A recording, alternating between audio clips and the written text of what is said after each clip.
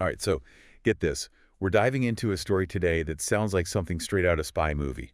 Oh, But yeah. picture this. You're given the task of just trimming a tree. Seems pretty normal, right? Yeah, pretty standard stuff. But, and here's the kicker, this tree's in the Korean DMZ, Uh, like one of the tensest spots on the entire planet. oh, wow.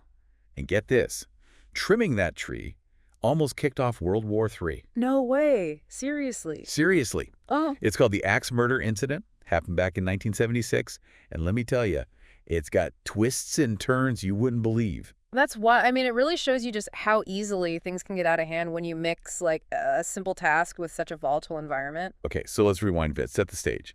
It's 1976, the Cold War's in full swing, and the Korean DMZ is basically a powder keg, you know? Right, right. Any little thing could set off an explosion. Exactly. You've got these two heavily armed forces just staring each other down, each one representing a totally different ideology and a whole history of conflict behind them. The DMZ was like the physical embodiment of that global standoff. And right in the middle of all this tension, we have a tree. Well, not just ANY tree. This was a poplar, had grown so tall it was blocking the view from a UN guard post. Oh, I see. And that was a problem because without a clear line of sight, the North Korean soldiers could, potentially launch a surprise attack. So trimming this tree wasn't just like some random landscaping project. It was a legitimate security concern. Absolutely, yeah. It was considered routine maintenance to keep the UN forces stationed there safe. So enter Captain Arthur Boniface and Lieutenant Mark Barrett leading a team of American and South Korean soldiers into the joint security area, the shared space within the DMZ. Right. Their mission, trim that pesky poplar. Seems simple enough, right? You'd think so, but this is where things take a turn. A group of North Korean soldiers, led by Lieutenant Pak Chul, they show up and demand that the Americans stop trimming the tree. Wait, seriously? And get this, they claim the tree is sacred, a symbol of North Korean strength. Hold on. A sacred tree? Were they being serious? It's hard to say for sure, but it just goes to show how symbols can become super important in these kinds of charged situations. Yeah, true. Whether Lieutenant Pak actually believed that or was just using it as an excuse to be aggressive, well, that's still debated today. I could see that. But either way, it instantly cranked up the tension. And what happens next is just crazy. The North Korean soldiers, armed with axes, they just attacked the American and South Korean team out of nowhere. Yeah, it was brutal. Captain Boniface and Lieutenant Barrett are killed in the ambush. Axes, I mean, what were they thinking? The whole thing, the brutality, the fact they used axes instead of guns, it shocked everyone, sent shockwaves through the international community. And there was this immediate fear that this could be the start of a much bigger conflict. Yeah, makes sense. You got to remember, this isn't just a battlefield, it's this symbolic space. And every single action is under a microscope, could be seen as a provocation. The deaths of Boniface and Barrett, it was a tragedy, but it could have also been a catalyst for war. And I can't even imagine what it was like for the soldiers who survived that. One minute you're trimming a tree, the next you're fighting for your life. Talk about a rough day at work. For real. It was a stark reminder of the constant danger there, just how high the stakes were. So now the whole world is watching, wondering how the U.S. is going to respond to this attack. And let me tell you, the response was fast and it was decisive. President Ford was under a lot of pressure to act strong, so he authorized Operation Paul Bunyan. Operation Paul Bunyan. Yeah, a massive show of force. Hundreds of troops, B-52 bombers, F-4 fighter jets, all sent back to the DMZ with one goal. To finish trimming the tree. Well, yeah, but it wasn't about trimming anymore. It was about sending a message. Cutting down that tree became an act of defiance against North Korea's aggression. The U.S. was showing they wouldn't be intimidated. So basically, they brought out the big guns for a tree-cutting ceremony. That's some serious power move. Did it work? It did, actually. The North Koreans, despite all their initial bluster, they backed down. The tree was cut down, and although things were still tense, a larger conflict was avoided. But it brings up a really important question. Okay, hit me with it. What was North Korea even thinking in the first place? That is the million-dollar question, isn't it? Was this some calculated move by Kim Il-sung, the leader of North Korea? Right. Was it to test the U.S.'s commitment to South Korea, something internal within North Korea itself? Or was it just a huge, colossal misunderstanding? So no easy answers, huh? We're diving into some real Cold War mystery territory here. Exactly. It's a puzzle, and thankfully you've provided some really interesting sources that might help us figure out what was going on. Well, let's not keep everyone waiting. Let's unpack those theories about North Korea's motives, shall we? All right, so let's get into those theories. One idea is that this whole thing was a calculated move by Kim Il-sung, the leader of North Korea back then. Right. He was known for being, well, unpredictable and aggressive. So maybe he was trying to, poke the bear a little, see how the U.S. would react, kind of like a test of their commitment to South Korea. Exactly. The theory is that he wanted to see if the U.S. would back down when challenged, or if they were really willing to fight to protect their interests over there, like that classic Cold War game of chicken. Pretty risky move, though, if you ask me, considering it could have blown up into a full-on war. Oh, absolutely. And that's why some people think that maybe there was something else happening, something inside North Korea itself. Oh, okay. I'm listening. Kim Il-sung, well, he wasn't exactly running a democracy over there. Right. There were always power struggles within his regime, different groups fighting for control, Oh, so this wasn't just about North Korea versus the U.S., but about their own internal politics, too. That's the idea. Some experts believe this whole incident might have been a way for one of those groups to try and get an advantage over another.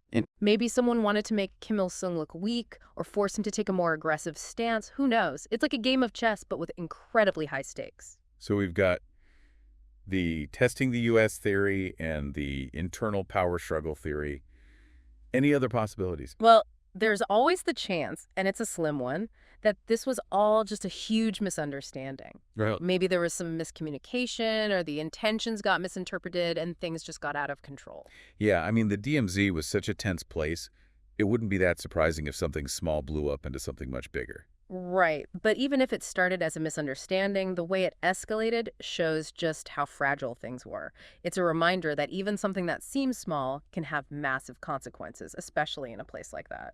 So it seems like we might never know for sure what those North Korean soldiers were thinking when they attacked. Probably not. No. Oh, but their actions had a huge impact, both on Korea and on the Cold War as a whole. Oh, absolutely. This incident forced everyone to take a step back and look at the DMZ.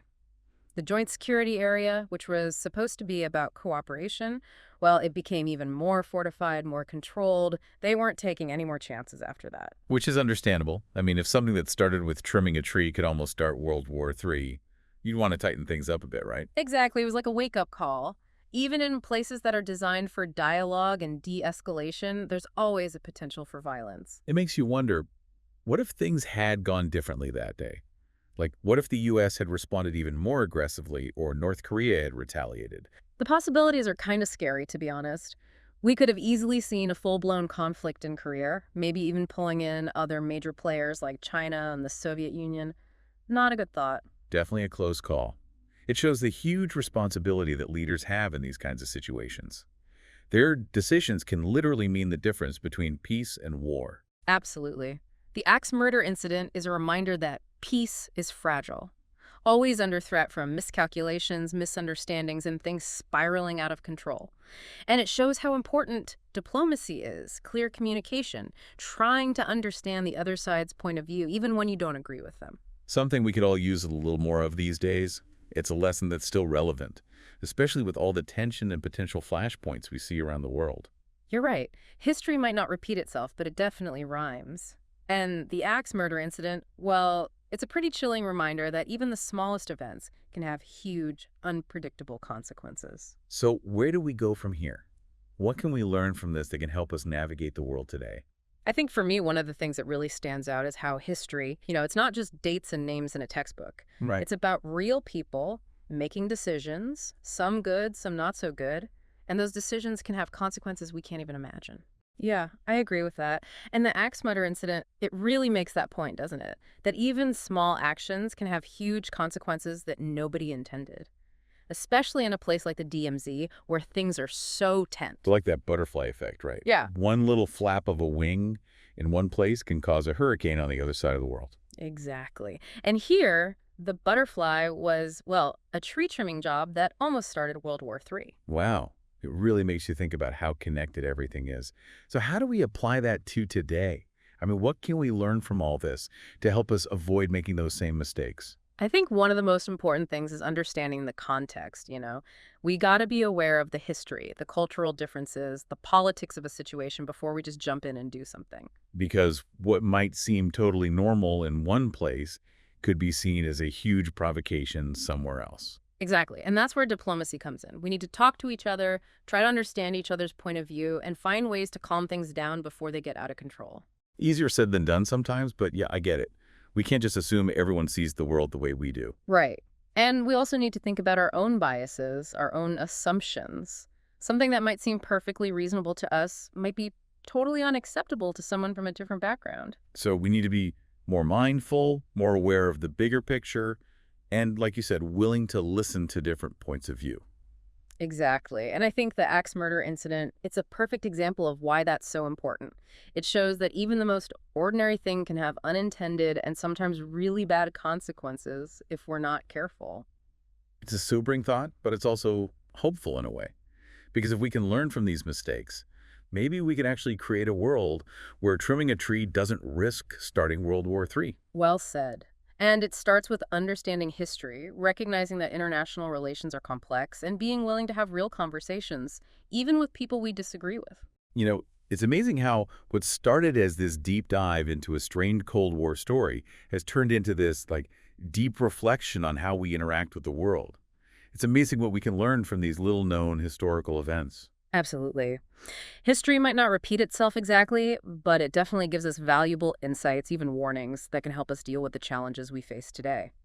Well, on that note, I think it's time to wrap up our deep dive into the axe murder incident. But before we go, I want to leave you with a question. What seemingly insignificant event happening right now might have consequences we can't even imagine yet? Food for thought. Definitely something to think about. History is always being made, and it's up to us to be aware, to be involved, and to make thoughtful choices to create a more peaceful